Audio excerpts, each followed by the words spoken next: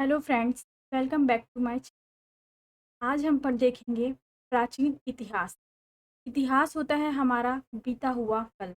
इतिहास को हम मुख्यतः 3 भागों में बांटते हैं, जिसमें से है प्राचीन इतिहास, मध्यकालीन इतिहास और आधुनिक इतिहास। तो हमारा ये टॉपिक जो शुरू हो रहा है वो आपका प्राचीन इतिहास पर है। ठीक है, आगे चलते हैं। ऐतिहासिक स्रोत। ऐतिहासिक स्रोत बीते हुए युगों या बीते हुए समय की घटनाओं के संबंध में जो जानकारी देने वाले साधन होते हैं, उसे हम ऐतिहासिक स्रोत कहते हैं। ठीक है, आगे चलिए। प्राचीन भारतीय इतिहास जानने के साधनों के 3 शीर्षक हैं, मतलब उसे 3 भागों में मुख्यतः बांटा गया है। तो है आपका पहला पुरातात्विक स्रोत। पुरातात्विक स्रोत से पहले समझिए कि पुरातात्विक क्या है। पुरातात्विक पुरातात्विक का मतलब होता है पुराना सामान। ठीक है, जो खुदाई से प्राप्त हुआ हो। पुरातात्विक का मतलब होता है पुराना सामान जो खुदाई से प्राप्त हुआ हो, जैसे कि हो सकता है आपका बर्तन, गहने, औजार, बहुत सारी चीजें जो भी खुदाई से प्राप्त हो पुरानी से।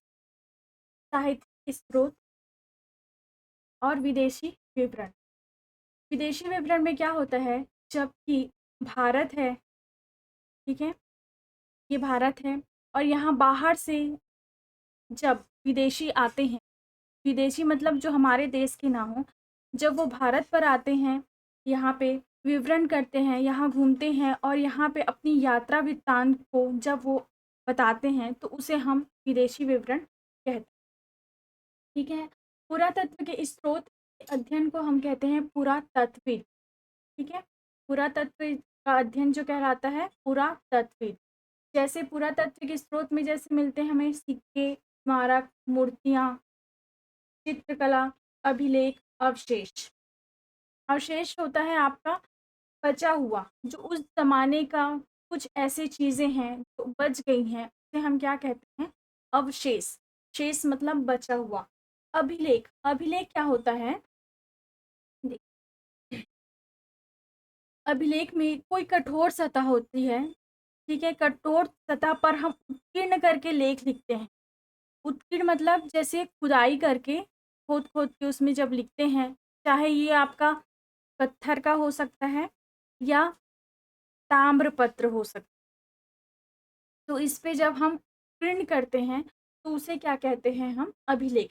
चित्रकला का मतलब तो समझ ही रहे होंगे। ठीक है, वहाँ पे विशेष जो मूर्तियाँ हैं वो स्मारक मतलब भवन, उस समय किस तरह के स्मारक वहाँ मिलते थे।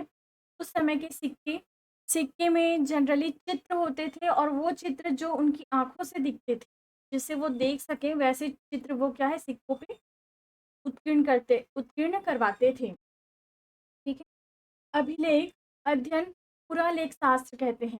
अभिलेख के अध्ययन करने वाले को पुरालेख शास्त्र कहा जाता है, इंग्लिश में एपिग्राफी कहते हैं। इनकी तथा अन्य पुराने दस्तावेज के प्राचीन तिथि के अध्ययन को पुरालेख शास्त्र और एपिग्राफी कहते हैं। सबसे अधिक अभिलेख जो है वो हमें मैसूर से मिला है, जिसे वहाँ के पुरालेख शास्त्री के कार्यालय में रखा गया है। आरंभिक अभिलेख जो थे, सबसे पहले जो भाषा हमें पता चली थी वो आपका है प्राकृतिक भाषा। मतलब आरंभिक अभिलेख जो थे वो प्राकृतिक भाषा में थे। ये ईसा पूर्व 3री सदी के थे। अभिलेखों में संस्कृत भाषा आपको मिलेगा ईसा पूर्व की 2री सदी से। ठीक है, अब बढ़ते हैं सिक्के। सिक्के के अध्ययन को हम कहते हैं मुद्रा शास्त्र, इंग्लिश में कहते हैं न्यूमिस्मैटिक्स। ठीक है, सबसे पुराने सिक्के तांबे के होते थे, चांदी के होते थे, सोना, सीसा से ये सब से बनते थे। मौर्य उत्तर काल में सबसे अधिक सिक्के मिले हैं। ठीक है, गुप्त शासक जो थे वो सोने के सिक्के सबसे अधिक जारी किए हैं। सिक्कों पर केवल चित्र होते थे, कोई लेख नहीं होता था। ठीक है, और जो अर्थहीन होते थे।